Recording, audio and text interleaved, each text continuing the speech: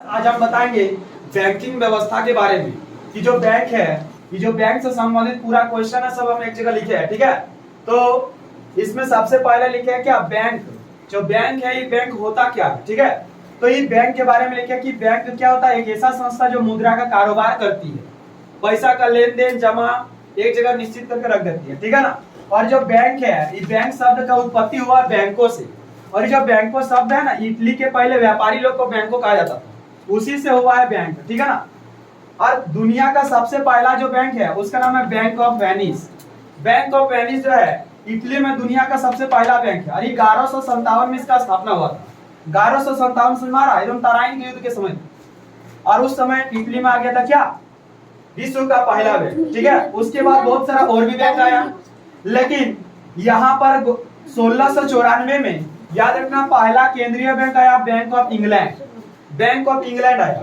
उसके बाद यहाँ पर हम लिखे भारत में बैंक व्यवस्था, कि भारत में जो है बैंक किस तरह का, व्यापारिक बैंक, केंद्रीय बैंक। तो सबसे पहले लिखे हैं कि भारत में जो पहला बैंक आया ब्रिटिश के समय, ये जो अंग्रेज के समय आया, यहाँ पर सबसे पहला बैंक 1770 में बैंक ऑफ हिंदुस्तान। एग्जाम में पूछ चुका है इसको कि भारत का पहला बैंक क्या है, तो बैंक ऑफ हिंदुस्तान है, लेकिन असफल रहा। ठीक है ना। और उसके बाद 1806 में आया बैंक ऑफ कलकत्ता, 1809 में आया बैंक ऑफ बंगाल, 1840 में बैंक ऑफ बॉम्बे, फिर 1843 में बैंक ऑफ मद्रास। यही तीनों बैंक खूब चलता है। ठीक है ना। लेकिन 1917 में लिखे जब मंदी आ गया, तो मंदी आने के कारण क्या होता है, बैंक थोड़ा कमजोर पड़ जाता है, ये तीनों बैंक मर्ज कर जाता है, मिल जाता है, और 1921 में तीनों बैंक मिलकर बन गया इंपीरियल बैंक। और यही इंपीरियल बैंक 1955 में क्या होता है, इसका राष्ट्रीयकरण हो जाता है, और राष्ट्रीयकरण होने के बाद इसका नाम हो जाता है एसबीआई, जिसको हम लोग कहते हैं भारतीय स्टेट बैंक या स्टेट बैंक ऑफ इंडिया। इसके बाद इधर क्वेश्चन लिखे हैं, कुछ साइड में क्वेश्चन लिखे हैं जो कि एग्जाम में पूछता ही पूछता है। तो सबसे पहले लिखे इधर देखो, रिजर्व बैंक ऑफ इंडिया, जिसको आरबीआई का, तो यही नोट छपता है। ठीक है ना।